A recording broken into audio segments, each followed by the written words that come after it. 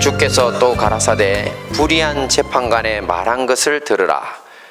하물며 하나님께 그 밤낮 부르짖는 택하신 자들의 원한을 풀어주지 아니하시겠느냐? 저희에게 오래 참으시겠느냐? 함께 봅니다. 내가 너희에게 이르노니 속히 그 원한을 풀어주시리라. 그러나 인자가 올 때 세상에서 믿음을 보겠느냐 하시니라. 아멘. 네, 오늘은 항상 기도하고 포기하지 말라는 제목으로 함께 은혜를 나누도록 하겠습니다. 우리의 신앙생활에 있어서 가장 중요한 두 가지를 뽑으라면 두말할 것도 없이 말씀과 기도입니다.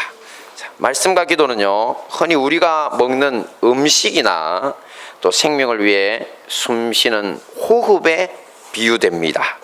먹지 못하고 숨쉬지 못하면 사람이 성장하지도 또 살아가지도 못하는 것처럼요, 말씀과 기도가 없다면 우리의 영적인 생명도 성장과 생존이 불가능하기 때문입니다. 자, 그럼에도 불구하고 우리는 수많은 그리스도인들이 교회만 오고 갈 뿐 말씀과 기도에 태만한 모습을 보이는 경우가 참 많습니다. 자, 왜 그럴까요? 아마 잘 몰라서 그럴 것입니다. 그래서 오늘은 말씀과 기도 중에서도 특별히 기도에 대한 바른 지식을 얻기 위해서 우리가 평소 잊고 지냈거나 또 몰랐던 것에 대해서 좀 더 자세히 살펴보고 함께 기도에 대해서 은혜를 나누는 시간을 갖도록 하겠습니다. 함께 봅니다. 시작. 기도하지 않는 이유. 네, 사람들이 기도하지 않는 이유에 대해서 먼저 생각해 볼 텐데, 첫째가 뭐냐면 바로 믿을 수가 없어서 그렇답니다. 자, 조금 전 보신 본문 말씀의 시작은요, 누가복음 18장 1절 말씀입니다. 예수님께서는 항상 기도하고 낭망치 말아야 된다고 말씀하시면서요, 이 불의한 재판관과 과부의 비유를 시작하셨습니다. 그런데 이 모든 이야기를 다 마치고 그 비유의 마지막에 하신 말씀은 다음과 같습니다. 함께 봅니다. 시작. 그러나 인자가 올 때에 세상에서 믿음을 보겠느냐? 네, 예수님은 처음 하신 말씀의 결론에 따라서 나중에 내가 재림할 때 항상 기도하고 낭망치 않는 사람들을 볼 수 있겠냐, 이렇게 말씀하시는 것이 정상임에도 말씀을 바꾸셨어요. 어떤 사람을 볼 수 있겠냐고요? 네, 믿음을 보겠느냐고, 이렇게 말씀을 마치고 있습니다. 자, 이것을 보면요, 예수님은 우리가 기도하는 것과 하나님을 향해 믿음을 가지고 있다는 것을 같은 선상에서 놓고 보신다는 것을 알 수 있습니다. 자, 쉽게 말해서 믿음 있는 사람은 기도하고 믿음 없는 사람은 기도 안 한다는 것입니다. 자, 우리가 노아의 홍수 시절로 한번 돌아가 보겠습니다. 자, 당시 사람들은 산 위에다가 거대한 배를 100년이 넘는 세월 동안 이렇게 짓고 있는 노아를 이해할 수가 없었습니다. 아니, 이렇게 멀쩡한 세상이 하나님의 심판의 홍수로 멸망한다니 도저히 믿을 수가 없었던 것입니다. 자, 지난번 제가 카톡에 공유해드린 대로 이 카이스트 재료공학 박사 출신인 김명현 박사님의 이 창조론 강의를 보시면요, 그 내용 중에 이런 내용이 나옵니다. 당시 노아가 살던 당시가 전 세계 인구가 무려 70억에서 100억 정도라는 과학적 계산이 나온다고 했습니다. 자, 오늘날보다 더 많은 사람들이 이렇게 태만히 안일하게 살고 있었던 것입니다. 자, 이들은 온 세상을 집어삼키는 무시무시한 홍수를 경험하면서 모두 다 그제서야 노아가 산 위에다 방주를 지은 이유를 몸으로 경험하며 알 수가 있었습니다. 자, 오늘날도 마찬가지입니다. 노아 시대 사람들이 하나님이나 그분의 심판을 믿을 수 없어서 함께 방주를 지으면서 대비하지 않았던 것처럼 하나님을 믿을 수 없는 사람들 역시 기도하면서 미래를 대비하지 않습니다. 오직 하나님을 알고 믿는 사람들만 노아가 방주를 짓듯 순종하여서 기도합니다. 자, 이 대목에서 우리는 우리 자신을 돌아보아야 합니다. 자, 여러분은 기도하는 사람이십니까? 아니면 기도하지 않는 사람입니까? 집안일이나 사업이 바빠서 혹은 건강이 좋지 않거나 시간이 없어서 기도하지 않습니까? 아닙니다. 하나님의 말씀에 의하면요, 사실은 그런 분들은 믿음이 없기 때문에 기도하지 않는다는 것입니다. 자, 처음부터 믿음이 없다면야 아직 그리스도인은 아니지만 뭐 이 자리에 있는 것만으로도 참으로 대단한 것입니다. 그런 분들을 우리가 구도자라고 하거든요. 자, 이미 이렇게 시작된 작은 믿음으로 큰 믿음의 사람이 될 줄로 믿습니다. 네. 자, 문제는 자신이 믿음의 사람이라고, 나는 믿음 좀 있다고 생각하는데도 기도하지 않는 것입니다. 자, 이런 분들은 오늘 말씀을 반드시 다시 한번 묵상해 보시고 뭘 해야 될까요? 네, 자기를 돌아보고 회개하셔야 합니다. 자, 그리고 어떻게 기도해야 할지 모르겠다고 너무 큰 부담은 갖지 마십시오. 말씀을 봅니다. 시작. 이와 같이 성령도 우리 연약함을 도우시나니 우리가 마땅히 빌 바를 알지 못하나 오직 성령이 말할 수 없는 탄식으로 우리를 위하여 친히 간구하시느니라. 할렐루야. 이와 같이 성령님이 친히 도우시겠답니다. 우리는 그냥 기도의 자리에 나가기만 하면 됩니다. 그리고 자기 자신을 내려놓고요, 간절한 마음을 가지고 주님께 엎드리기만 하면요, 성령님께서 우리 마음 깊은 곳에서 친히 말할 수 없는 탄식으로 아버지 하나님께 간구하시면서 여러분들의 기도를 이끌어 가실 것이라는 것입니다. 네, 그리고 사람들이 기도하지 않는 두 번째 이유입니다. 시작. 잘못된 믿음으로. 네, 잘못된 믿음으로 기도하지 않는다. 자, 제가 청년 시절 한창 부르짖으면서 매일 열심히 기도를 5년이나 했더랬습니다. 그때 우리 집사람도 있었는데요. 자, 그때 우리 제 주변에서 교회 다니는 대부분의 사람들의 반응을 제가 아직도 잊을 수가 없습니다. 자, 그분들은 저에게, 제가 기도하는 사람들의 리더였는데, 청년들 중에 왜 그렇게 시끄럽게 부르짖어서 기도하느냐고, 하나님이 늙어서 귀가 먹으신 줄 아느냐고 이렇게 하는 사람이 있습니다. 감히. 자, 아니면 우리가 구하지 않아도 하나님은 이 모든 것이 너희에게 있어야 할 줄을 아신다고 성경에서 기록되어 있는데 무엇하러 그렇게 열심히 기도하느냐, 뭐 등등 이런 기도 못하게 하려는 사람들이 제법 있었습니다. 자, 저도 처음에는 초보라 대답할 말을 잘 몰랐습니다. 자, 하지만 그분들의 질문, 사실은 비난이죠. 그것에 대한 대답은요, 이미 하나님의 말씀 속에 준비되어 있었습니다. 함께 봅니다. 시작. 너는 내게 부르짖으라. 내가 내게 응답하겠고 내가 알지 못하는 크고 비밀한 일을 내게 보이리라. 네, 주님이 뭐 하라고 합니까? 부르짖으라고 했습니다. 우리 하나님이 늙으셔서 귀가 안 들리시는 것이 아니라 우리를 위한 주님의 응답과 크고 비밀한 계시를 위해 우리가 반드시 부르짖어 기도해야 한다고 말씀하시는 것입니다. 또 봅니다. 시작. 너희는 먼저 그의 나라와 그의 의를 구하라. 그리하면 이 모든 것을 너희에게 더하시리라. 네, 주님은 한 번도 우리가 기도 안 해도 우리의 쓸 것을 다 주시니 열심히 기도할 필요 없다고 하신 적이 없습니다. 오히려 육체를 위해 먹고 마시고 입을 것 등 그냥 우리의 쓸 것을 위한 기도보다 먼저 더 중요하고 본질적인 기도, 즉 그의 나라, 바로 저게 하나님의 나라가 내가 되어서 통치받는다고 했죠. 그의 나라가 되고 또 그의 의, 이 하나님의 의입니다. 이거는 예수님의 의인데 이것을 옷 입는 삶을 구하여야 된다고 전에 말씀에 전했습니다. 자, 이 모든 것을 먼저 구하면, 하나님의 나라, 하나님의 의를 먼저 구하면 하나님의 통치 아래 있고 예수님의 의로 옷 입는 생을 살겠다고 실천하고 살면 이제 뭘 주신다고요? 이 모든 것을 더해 주신다고. 그러니 내가 그렇게 살려고 하면 몸부림쳐야 되잖아요. 그것을 위해 기도해야 되거든요.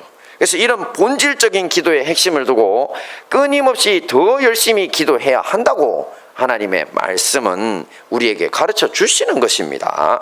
자, 그리고 여러분 혹시 구원파라고 들어보셨습니까? 저 세월호 사건과 관련이 있었는데 저 유병헌이라고 하는 사람도 구원파의 한 부류거든요. 저 사람들은 아예 대놓고 기도하지 말라고 하거든요.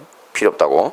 자, 그런데 특별히 저 사람 말고 다른 계열들도 있는데 이 구원파 사람들은요, 죄를 뉘우치고 돌이키는 회개 기도를 아예 하지 말라고 합니다. 아니, 회개 기도를 못하게 합니다. 참 웃기죠. 제가 군에서 청소년들을 데리고 사역할 때 일입니다. 매주 토요일마다 그 저녁이 되면 저녁 한 6시쯤에 아이들을 모았습니다. 그리고 함께 찬양하고 기도하는 시간을 가졌습니다. 그때는 자, 교회가 이제 기도하려면 저는 그때는 무조건 무릎 꿇고 해야 된다고 해서 우리 교회 같은 이런 곳에 의자들이 있잖아요. 다 뒤로 그냥 쫙 밀어놓고 아이들이 한 20-30명 되는데 그 앞쪽 공간만 쫙 뒤로 밀어놓고 거기에다가 그 의자, 장의자에 보면 방석이 또 있거든요. 그 방석을 다 빼가지고 바닥에 쫙 깝니다. 그러면 훌륭한 이제 방바닥이 나오거든요. 그 위에서 이제 아이들을 데리고 찬양하고 또 이제 한참 기도 인도를 한 다음에 불을 끄고 손잡고 30분 동안 손을 잡습니다. 둥글게 원으로 엄청 열심히 기도합니다. 제가 주야 하면서 기도하면 아이들이 같이 쫙 하거든요. 그럼 30분 동안 절대 손 못 놓게 합니다. 그러면 막 손에 땀 그냥 얼굴 뭐 온몸에 땀범벅이 돼서 정말 열심히 부르짖게 되는데 그렇게 애들을 데리고 기도를 했더니만 아이들이 성령이 임하셔가지고 그냥 아이들이 그냥 삶이 엉망이던 아이들이 회개하고 또 그리고 한 번도 내가 방언에 대해 가르친 적이 없는데 기도하다가 2명이 그냥 갑자기 네네네네네네 하더니만 갑자기 그냥 방언을 막 하는 거예요. 애들이 그냥 놀래가지고 네 그러면서 성령의 불이 붙어가지고 청소년부 은혜 받은 아이들로 넘쳐나게 됐습니다. 자, 그 중에서도 참 열심히 기도하는 중학생 아이가 하나 있었습니다. 그런데 어느 토요일 날 함께 기도를 하는데요. 야, 이거 얼마나 평소에 뜨겁게 부르짖고 주님 앞에 간절히 매달리는 거 아는데 전혀 그런 태도가 아닌 겁니다. 그냥 냉랭하게 앉아가지고요. 무릎은 꿇었지만 살짝 옆으로 기우뚱하게 앉는 거 있잖아요. 그렇게 주저앉아가지고 기도하는 내내 그냥 손만 이렇게 힘없이 붙이고 있는 겁니다. 그리고 한숨 쉬고 그냥 어쩔 바를 모르고. 그래서 제가 속으로 기도하는데 그런 일이 일어나면 걱정이 돼요. 제가 혹시 이게 뭐 사탄마귀가 틈이 탔나 아니면 정말 기도도 못할 큰 일이 있나 싶어가지고 그래서 온갖 생각에 그날 기도를 제가 잘 못했어요. 그리고 어서 기도회를 딱 마치고 나서 자, 제가 그 아이를 불러서 야, 무슨 일이냐 물었습니다. 자, 그랬더니만 자, 부모님이 참 좋은 부흥회가 있다고 해서 따라갔다가 말씀을 듣게 되었다고 했습니다. 그런데 강사 목사님이 우리는 더 이상 회개 기도를 해서는 안 된다고 해가지고 그날 이후로 기도가 되지 않는다고 했습니다. 자, 그 강사가 말했다고 전해준 요지는 이렇습니다.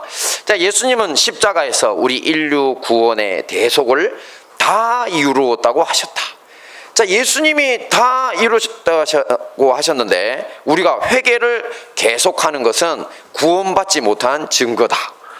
구원받은 자들은 회개할 필요가 없고 이미 과거, 현재, 미래의 죄를 다 용서해 주셨으므로 회개를 계속한다는 것은 사죄의 확신이 없는 증거이므로 구원받지 못한 지옥의 자식이다. 자, 이따구 소리를 했답니다. 자, 그 말을 듣고 제가 놀라서 아니 이런 정신 나간 소리를 하는 목사가 도대체 누구냐 그 이름이 뭐냐 제가 물었더니만 그 아이가 박옥수라고 했습니다. 자, 나중에 알고 보니 구원파에서 좀 알아주는 사람이랍니다. 예, 제가 보니까 돌아다닐 때마다 그 크게 간판에다 써놓은 사람이 다 박옥수더라고요. 이름은 외우기 쉽습니다. 그죠? 자, 그 당시는 제가 기억하기로 뭐 구원파가 이단이니 아니니 하는 이런 기성교단과 구원파 간의 논쟁이 한창일 때였습니다. 한 22년 전이니까요. 저는 이단에는 별로 관심이 없습니다. 뭐 진리가 더 중요한데 무슨 이단 그 헛소리 그거 관심이 없습니다. 그래서 혹시 누굴 자꾸 이단이라고 하는 사람들이 나타나면 아니 옛날에 그 순복음교회도 이단이라고 그러고 조영기 목사님도 이단이라고 그러더니만 사실 기성교단이 좀 그런 경향이 있어요. 좀 잘 나가는 사람들이 미워하고 싫어해. 그래가지고 뭐 우리도 저기 어디라 또 춘천이랬나 그게 뭐 무슨 한소망교회인가 그 교회를 그 이단이라고 그것도 우리 침례교단인데 그것도 없이 저기 합동교단에서 그렇게 이단 정죄하려고 설치는 경우가 있어요. 그래서 그런 거 제가 되게 싫어해요. 그래서 참 그때 구원파를 제가 모르니까 뭐 이 사람들도 혹시 그런 그 억울함이 있나 이렇게 생각하고 있었는데 근데 우리 아이의 말을 듣자마자 그들이 이단이라는 분명한 확신을 제가 갖게 된 것입니다. 자, 구원파들은요 자기가 구원받았다는 사실을 깨달아야 구원이랍니다. 그것을 못 깨닫고 자기가 계속 나는 구원 못 받은 거 아니야? 죄인이라고 회개하고 있으니까 구원받지 못한 지옥 자식이라고 합니다. 이거 기존의 교회 사람들 대단히 약한 부분입니다.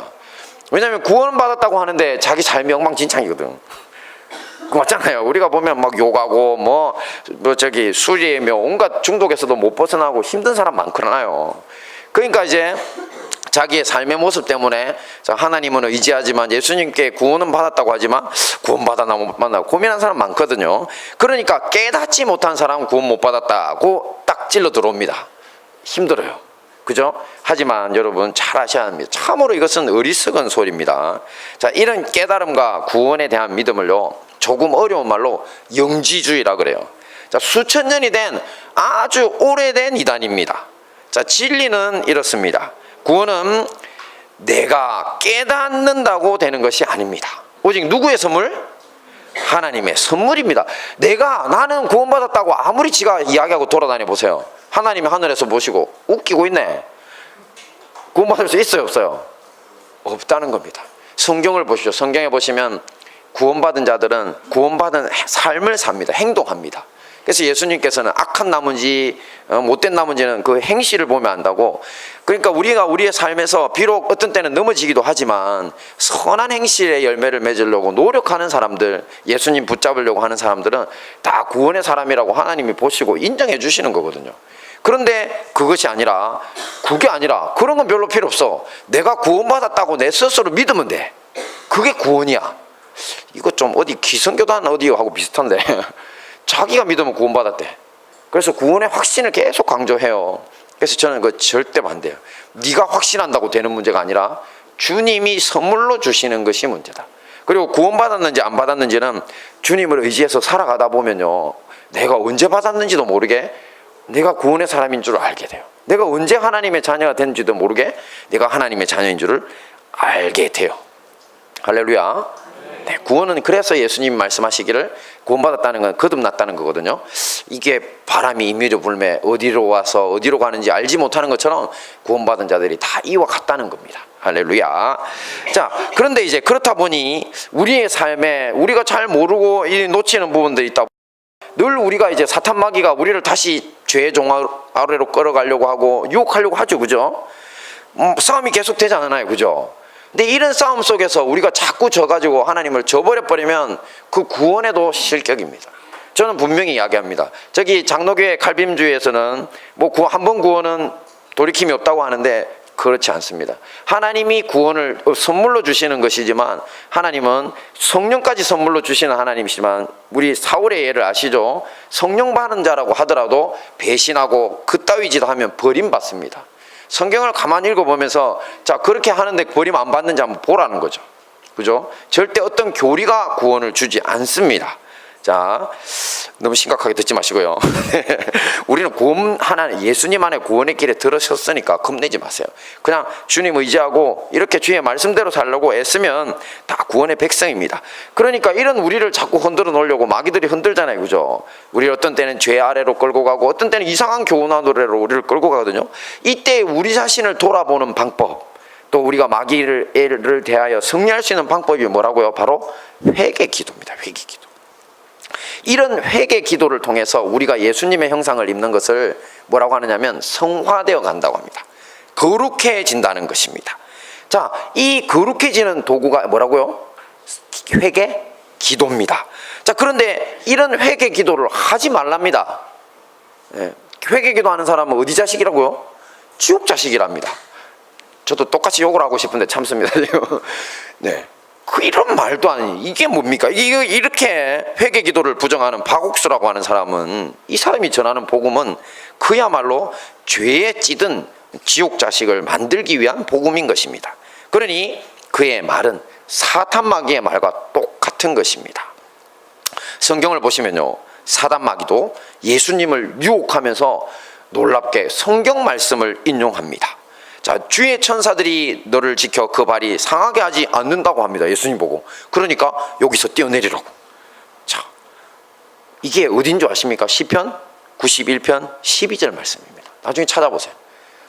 시편 91편 12절 말씀에 그 말씀이 기록되어 있어요. 사탄 마귀가 성경을 열심히 읽나 봅니다. 놀라운 일입니다. 자, 그죠? 이런 것을 보면 사탄 마귀가 바로 성경 전문가라는 것을 알 수 있습니다. 말씀을 왜곡해서 우리를 멸망의 길로 인도하는 전문가. 이것이 사람으로 활동하는 애들이 이단입니다.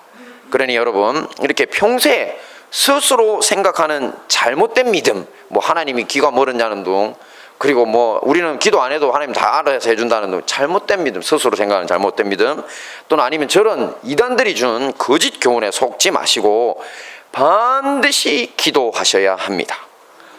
특별히 무슨 기도는 더 열심히 하셔야 됩니까? 네, 회개 기도는 더 열심히 하셔야 합니다. 그래야 여러분과 저의 영혼이 삽니다. 자, 그리고 함께 봅니다. 시작. 항상 기도하고 포기하지 마라. 자, 앞에서 예수님은 불의한 재판관과 과부의 비유를 들면서 항상 기도하고 낭망하지 말라고 이야기를 시작했다고 했습니다. 자, 여기서 낭망한다는 것을 더 쉬운 말로 낙심하고 포기한다 이렇게 말하는데, 낙심하고 포기하지 마라. 자, 오늘날의 우리 사법 제도를 보면요, 민사 사건은 개인들이 소송 당사자로 나서거나 아니면 뭐 변호인들의 도움을 받아서, 아니면 또 자기가 스스로 직접 소송을 합니다. 그리고 형사 사건, 여러분 경찰 아시죠? 네, 경찰하고 검찰이 개입되는 형사 사건은요, 범인을 경찰이 잡으면 국가를 대리하는 검사가 소송을 진행합니다. 그러면서 재판관에게 이놈이 이런 나쁜 놈이라고 증거를 내밀면서 그 증거에 따라 심판해 주세요 이렇게 합니다.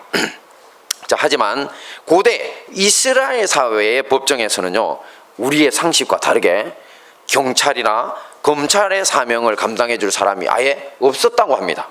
아니, 그러면 누가 합니까? 예? 이런 민사든 형사든 상관없이요, 피해를 당한 사람, 그 본인이 직접 재판관을 찾아다니면서 계속 호소해야 됐다고 합니다. 자, 그래서 오늘 비유 속의 과부도요, 재판관을 찾아가서 호소합니다. 억울한 일을 해결해 달라고. 그런데 이 재판관이 문제가 있는 사람이었습니다. 함께 봅니다. 시작. 가라사대 어떤 도시에 하나님을 두려워 아니하고 사람을 무시하는 한 재판관이 있는데, 하나님 두려워 안 하고 사람 무시한답니다. 문제가 있죠. 자, 예수님은 이에 더해 가지고요, 나중에 그를 불의한 재판관이라고 했습니다. 자, 그것으로 봐서 당시 고대에 부패한 관리들이 늘 그렇게 했듯이 아마 뇌물을 받고 잘못 심판해주는 악한 사람이기도 한 것 같습니다. 자, 그러니 이런 사람이 그 당시에 고아와 함께 가장 하층에서 가난으로 고생하던 과부, 그들의 송사를 정의롭게 처리할 리가 없다는 것입니다. 자, 그럼에도 불구하고 놀랍게 과부는 포기하지 않습니다. 함께 봅니다. 시작. 자주 그에게 가서 내 원수에 대한 나의 원한을 풀어주소서 하되, 네, 자주, 저 말은 계속 끊임없이 재판관을 찾아가서 호소했다는 겁니다. 처음에는 듣지 않던 이 불의한 재판관이 결국 손을 들고 맙니다. 함께 봅니다. 시작. 이 과부가 나를 번거롭게 하니 내가 그 원한을 풀어주리라. 그렇지 않으면 늘 와서 나를 괴롭게 하리라.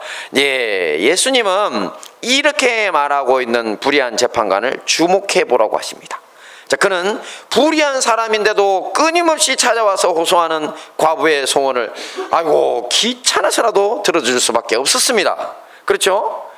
그런데 화물며 우리 하나님은 가장 정의롭고 공평하신 하나님이신데 반드시 부르짖는 자신의 택한 백성들을 그 원한을 풀어주고야 마실 것이라고 하신 것입니다. 자, 그러니 우리는 어떻게 합니까? 포기하지 말고 계속 기도하라는 것입니다. 자, 많은 분들이 기도하지만요, 이 부분에 대해서 매우 약합니다. 기도하지요, 그죠? 밥 먹을 때 하죠. 그리고 힘든 일이면 가끔 와가지고 교회에서 울면서 기도를 하시잖아요. 근데 그냥 응답도 일어나기 전에 그냥 기도하다가 포기하는 분들이 참 많습니다. 자, 후안 카를로스 오르테즈 목사님이라는 분이 계신데요. 자, 이분은 제자입니까? 라는 책을 통해 자, 이렇게 기도를 쉽게 포기해버리는 성도들에 대해서 수치인 불가라는 예화를 듭니다. 자, 하나님의 창고에는요, 수치인 불가 받을 사람이 그곳에 없다라고 적힌 기도의 응답의 우편물이 매우 많이 쌓여 있다고 합니다. 자, 왜냐면요, 자, 천사들이 하나님의 명령을 따라 자, 응답을 가지고 내려갔습니다. 근데 기도하던 사람들이 모두 그 기도를 그만둬 버리고 그 자리 없는 겁니다. 기도의 자리에. 그래서 이거 어떻게 해야 될지 고민하다가 그냥 올라와가지고 천국 창고에다가 쌓아놨다는 것이죠. 자, 이렇게 후안 까를로스 목사님만큼 제가 유명한 사람은 아니지만 저 역시 기도에 관해서 아주 중요한 원칙을 하나 알고 있습니다. 자, 그것은 다름 아니 주님은 가장 좋은 것만 주신다는 것입니다. 그 가장 좋은 것에는 내가 원했던 그대로의 응답이나 아니면 주님의 거절, 또 아니면 제3의 길로서 다른 더 좋은 곳으로의 응답, 이렇게 세 종류가 있습니다. 자, 이 중에서도요, 무엇에 주목하셔야 되냐면 거절도 응답이라는 사실입니다. 자, 이것은 제가 한참 후에 깨달았습니다. 아무리 기도해도 옳지 않거나 아직 때가 되지 않은 것은 주님으로부터 거절될 수 있습니다. 자, 하지만 이건 역시 주님의 응답입니까? 아닙니까? 응답입니다. 자, 그것은 나의 소원과는 다르지만 나의 현재를 보시고 상태를 보시고 가장 좋은 것을 주셔야 되겠다고 하시는 주님이 결정하신 거절이기 때문에 이것은 응답입니다. 자, 우리가 그러니 어떻습니까, 여러분? 내가 기도한 대로 그것이 이루어지든 아니면 거절되든 아니면 그것 말고 다른 것을 하나님이 주시든 주님은 반드시 주십니까, 안 주십니까? 네, 주시는 분이라는 겁니다. 그러니 포기하지 말고 기도해야 합니다. 그리고 여기에서 마지막으로 한 가지 더 주목해야 할 것이 있습니다. 왜냐하면 성경 본문을 보시면 자꾸 주님이 그 원한을 풀어주지 않겠느냐 이렇게 이야기하세요. 그 원한, 그죠? 자, 원한을 푸는 문제를 우리가 마지막으로 고민해 봅시다. 자, 주님은 원수를 사랑하라고 했는데 이 꼭 원한을 풀어야 속이 시원하겠냐고 이렇게 생각할 분들이 많죠, 그죠? 꼭 풀어야 되겠습니까, 여러분? 고민이 되잖아요, 그죠? 자, 시편을 보시면 수많은 성도들의 기도가 기록되어 있습니다. 자, 그 중에서도요, 시편 109편은 다윗이 하나님께 원한을 호소한 시로 유명합니다. 어떤 분들은 저주의 시라고도 하거든요. 자, 조금 긴 편이지만 빨리 읽으면 되니까 세번역 성경이라서 읽기도 쉽습니다. 우리 다 같이 읽어봅니다. 시작. 그가 재판을 받을 때 유죄 판결을 받게 하십시오.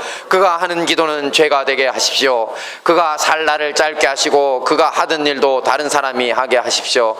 그 자식들은 아버지 없는 자식이 되게 하고 그 아내는 과부가 되게 하십시오. 그 자식들은 떠돌아다니면서 구걸하는 신세가 되고 폐허가 된 집에서마저 쫓겨나서 밥을 빌어먹게 하십시오. 빚쟁이가 그 재산을 모두 가져가고 낯선 사람들이 들이닥쳐서 재산을 모두 약탈하게 하십시오.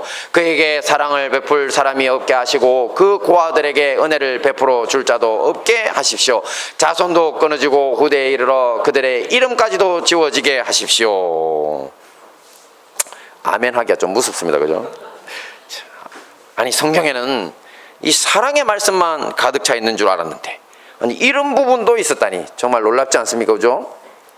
자, 이 구절은 이스라엘의 장군이요, 왕의 사위였던 다윗이 장인 사울에게 쫓겨서 사울이 죽이려고 했거든요.